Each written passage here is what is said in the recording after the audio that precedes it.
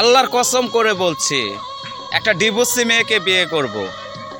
মেয়েটা গরিব, রাস্তায় ভিক্ষা করে, কোনো সমস্যা নাই। প্রতিবন্ধী, তাও সমস্যা নাই। সে মানুষ তো, আমি বিয়ে করব। আর স্মার্ট সুন্দরী, টাকা পয়সাওয়ালা, এগুলার কোনো প্রয়োজন নাই। আমি সংসার করব, তাকে দিয়ে বিজনেস করব না।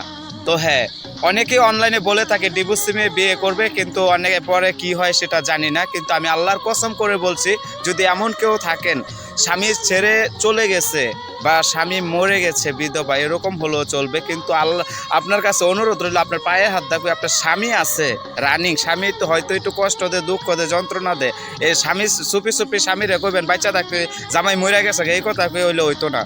পরে লাস্টে কিন্তু আমার কাছ থেকে রিটার্ন চলে যেতে হবে। তাই বলছি, যদি এরকম কেউ থাকে স্বামী মারা গেছে, যদি আমাকে পছন্দ হয়, কারণ পছন্দর একটা ব্যাপার আছে, আইসেন আবার 2 দিন সংসার করে গেলেন গা, তাইলে তো হইল না। আবেগ দিয়া তো দুনিয়া চলে না। যদি পছন্দ হয়, তাহলে এই গেট আপটা দেখে যদি পছন্দ হয়, এই ছেলেটাকে দেখে, তাহলে অবশ্যই অবশ্যই ইনবক্সে বলবেন, ঠিক আছে? কিছুদিনের ভিতরে বিয়ে করে আমার বাড়িতে নিয়ে আসবো ইনশাল্লাহ। আর আমি যেমন গরিব, এরকম গরিব হতে হবে, ধনী টনি না এবং স্মার্ট সুন্দরীও না।